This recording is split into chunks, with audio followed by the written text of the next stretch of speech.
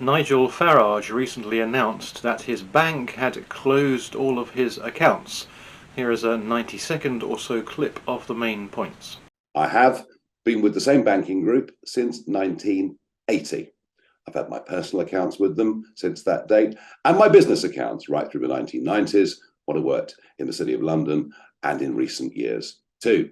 I'm with one of the subsidiaries of this big banking group, one with a very prestigious name, but I won't name them just yet. I got a phone call a couple of months ago to say, we are closing your accounts. The letter came through and simply said, we are closing your accounts. We want to finish it all by a date, which is around about now. I complained. I emailed the chairman. A lackey phoned me to say that it was a commercial decision, which I have to say, I don't believe for a single moment.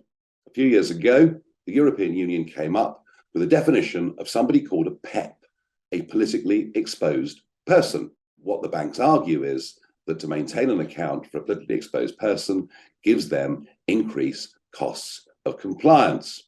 But then the banks, you see, themselves are part of the big corporate structures in this country. These are the organizations who did not want Brexit to happen. And I think in my case, probably the corporate world will never, ever forgive me.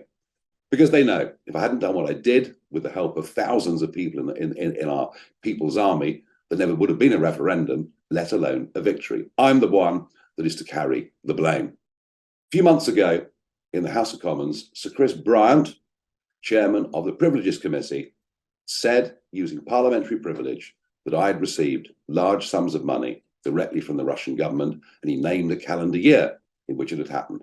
Truth is, I didn't receive a penny from any source with even any link to Russia.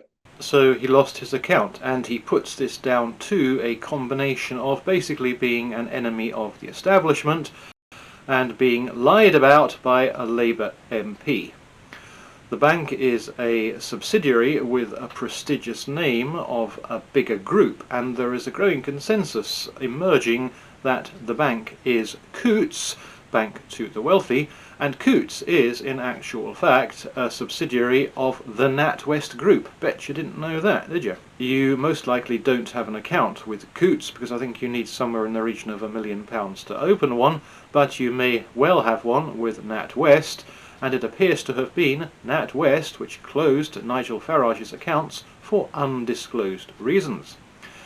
And as Farage mentioned, this is what Labour MP Chris Bryant claimed in March last year, safe under the protection from libel offered by the Commons Chamber. I simply point out that Nigel Farage received from Russia Today £548,000, £573 in 2018 alone from the Russian state. 548,000 from Russia Today. It is inconceivable, looking at Farage's accounts and seeing the total made up to May 2018 of 548,000, which is the exact sum he mentioned, that he somehow concluded that this came from Russia Today because it is clearly listed as the total. We know he looked at the accounts because he got the number absolutely spot on. Why did he invent Russia Today as the sole source of income?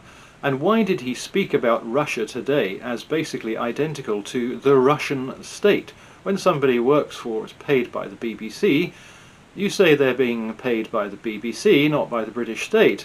And the BBC to the British state is exactly the same as Russia Today is to the Russia state. So why does he say from the Russian state? He was trying to paint Farage as a Russian sympathiser at the most toxic possible time, just after the start of the Ukraine war, to cause him trouble by falsely claiming that all his earnings came from the Kremlin, that he was basically exclusively employed by the Kremlin. He was abusing the protection from libel offered by the Commons Chamber, which exists to allow MPs to talk about anything they want, go here and there or wherever, without worrying about walking into legal problems, and not to allow MPs to make absolutely false allegations without any conceivable consequences. He was entirely abusing that privilege. And Farage mentions that this has also happened to Brexit colleagues. From a piece he wrote in The Telegraph, Christina Jordan, a former nurse originally from Malaysia who came out of retirement in 2019 and was elected as a Brexit Party MP, has allowed me to share that she suffered this fate too. Soon after her election, the bank she had used for 31 years summarily cancelled her account and those of her husband and daughter. I believe this has happened to too many people for it to be a coincidence. So for the crime of being the daughter of a Brexit MEP, that person's account was also closed. Closing bank accounts is clearly a weapon being used by the establishment to prevent people they don't like from being able to function. And it's working. I'm beginning to think that perhaps life in the United Kingdom is now becoming completely unlivable because of the levels of prejudice against me.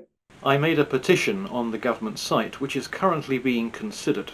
Require banks to give a specific, contestable reason before closing an account. Please incorporate the following into the legislation governing the customer-bank relationship. Before closing a customer's account, the bank must provide the customer with 1. A valid, specific reason and 2. An independent route of appeal. Banks are currently allowed to close customers' accounts with neither of the above, a situation which is open to abuse given that such lack of transparency could conceal the most spurious reasons for closure, up to and including something as trivial as the institution's personal dislike of either the customer or their opinions, particularly if the customer is a public figure of some description. The law should require transparency, and I ask that it be amended as suggested to ensure this. The keen-eyed will have noticed a rogue it, which I missed in the last sentence. I proofread that several times to no avail. Why is it so difficult?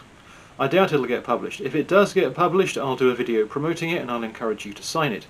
If they have to offer a specific, valid reason before closing an account, and they have to give an independent appeal route, this will cease to be a problem, because they will immediately stop closing accounts, because they're not closing them for valid reasons. They're closing them for spurious reasons, in Farage's case, and no doubt many others, because they simply don't like him. And no bank is going to want to have to stand up and actually say that. So as soon as they have to give a reason, they'll stop doing this. In the meantime, you might want to reconsider banking with NatWest if that is currently who you're with, and go to one of the many alternatives available.